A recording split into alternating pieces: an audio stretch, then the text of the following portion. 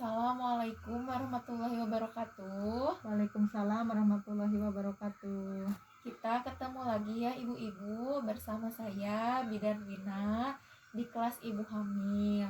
Untuk pembahasannya sekarang mengenai tentang pentingnya pemeriksaan laboratorium pada ibu hamil. Nah, ada dua pemeriksaan. Yang pertama ada pemeriksaan melalui darah dan ada melalui urin. Yang pertama akan dibahas yaitu pemeriksaan melalui darah. Nah, ada pemeriksaan HB untuk mengetahui kadar HB darah kadar normal ibu hamil tidak boleh kurang dari 11 gram persen. Jika kadar HB kurang dari 11 gram persen, maka seorang ibu hamil mengalami anemia. Ibu hamil harus mengkonsumsi makanan yang kaya zat besi seperti hati, daging sapi, sayuran berwarna hijau tua, kacang-kacangan, ikan, dan daging ayam. Selain itu juga penting mengkonsumsi tablet tambah darah. Untuk itu, ibu hamil yang tidak mengalami anemia harus mengkonsumsi 90 tablet tambah darah selama hamil. Sedangkan untuk ibu hamil dengan anemia ringan dan sedang harus mengkonsumsi tablet tambah darah lebih dari 1 kali sehari sampai HB-nya normal. Untuk anemia berat, ibu hamil harus dirujuk penanganan dan tindak lanjutnya. Kurangnya konsumsi makanan bergizi seimbang dapat mengakibatkan anemia dan kekurangan gizi. Kondisi ini dapat mengakibatkan perdarahan, keguguran, bayi, berat lahir rendah, kelainan bawaan pada janin, dan stunting. Nah, untuk yang kedua ada gula darah sewaktu ibu. Nah, untuk mengetahui apakah ibu hamil menderita diabetes mellitus atau kencing manis. Nah, penyakit ini ditandai dengan peningkatan kadar gula dalam darah. Ibu hamil dengan diabetes mellitus beresiko mengalami hipertensi dalam kehamilan, mempunyai bayi lahir besar, bayi kuning, bayi lahir prematur, dan bayi mengidap diabetes saat dewasa. Nah, untuk selanjutnya yaitu pemeriksaan HIV/AIDS ya Bu ya. Nah, ini Ibu. Nah, pemeriksaan HIV/AIDS ini untuk mengetahui apakah ibu menderita HIV atau AIDS, yaitu penyakit di mana kekebalan tubuh sangat menurun sehingga mudah terkena berbagai macam penyakit. Virus HIV dapat menular melalui darah dan cairan tubuh, seperti cairan sperma, cairan vagina, dan air susu ibu. Nah, pasangan dengan HIV dapat memiliki bayi yang sehat dengan mengikuti program pencegahan penularan HIV dari ibu ke anak. Ini bisa dilihat ya Bu, untuk cara pencegahan HIV/AIDS pada ibu hamil. Nah, untuk yang keempat ada HBsAg atau hepatitis B. Untuk mengetahui apakah seorang ibu hamil menderita hepatitis B atau konengen atau tidak. Penyakit yang menyerang organ hati yang disebabkan oleh virus hepatitis B yang ditularkan melalui darah dan cairan tubuh. Ibu hamil yang terinfeksi hepatitis B beresiko menularkan kepada bayi yang dikandungnya. Bayi yang lahir dari ibu hepatitis B harus segera diberikan imunisasi HB0 dan imunoglobulin kurang dari 24 jam.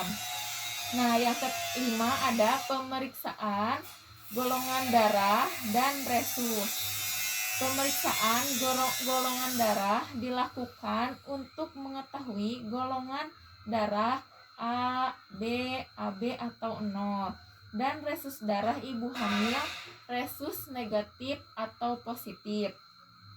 Jika resusnya berbeda dengan janin, maka ibu hamil akan diberi suntikan imunoglobulin guna mencegah pembentukan antibodi yang dapat menyerang darah janin. Selain itu juga untuk perencanaan persalinan jika terjadi komplikasi perdarahan dan harus mendapatkan transfusi darah. Yang selanjutnya pemeriksaan imunitas terhadap rubella atau campak Jerman. Jika ibu hamil terinfeksi rubella di awal kehamilan, janin dalam kandungan bisa mengalami kecacatan yang serius, keguguran, atau lahir dalam keadaan meninggal. Nah, oleh karena itu ibu-ibu penting untuk melakukan pemeriksaan ini guna mengetahui apakah ibu hamil sudah memiliki kekebalan terhadap virus ini. Bila belum, ibu hamil dianjurkan untuk menghindari kontak dengan orang yang terinfeksi rubella. Selanjutnya pemeriksaan tes sifilis atau infeksi menular seksual.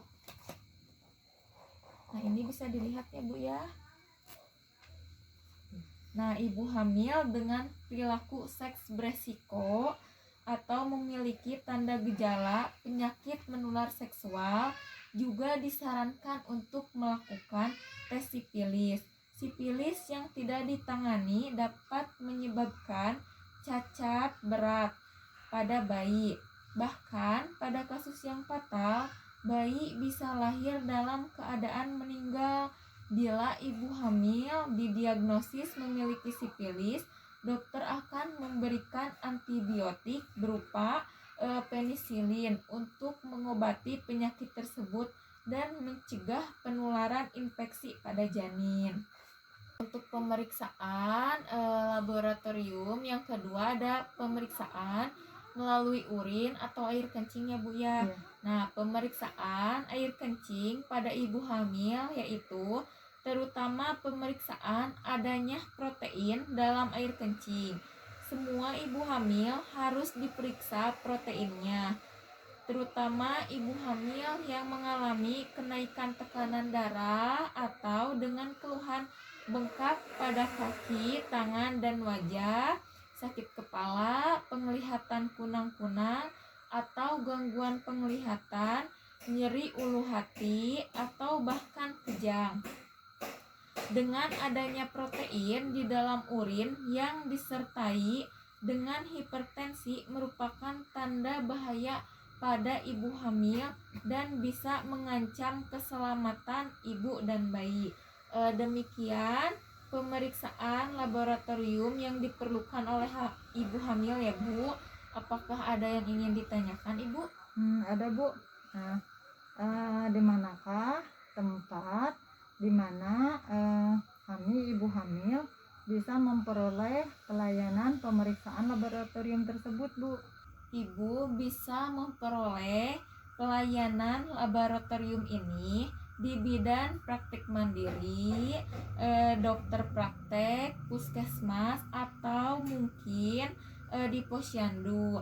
Tetapi mungkin terutama di posyandu ataupun di tempat pelayanan lainnya tidak akan tersedia semua jenis pemeriksaan laboratorium, tergantung ketersediaan sarananya. Ada yang ditanyakan lagi Bu? Ada Bu. Mulai usia kehamilan berapa harus diperiksa itu laboratoriumnya Bu? Untuk semua ibu hamil ada beberapa pemeriksaan laboratorium yang harus dilakukan di awal kehamilan, malah mungkin lebih baik sebelum hamil.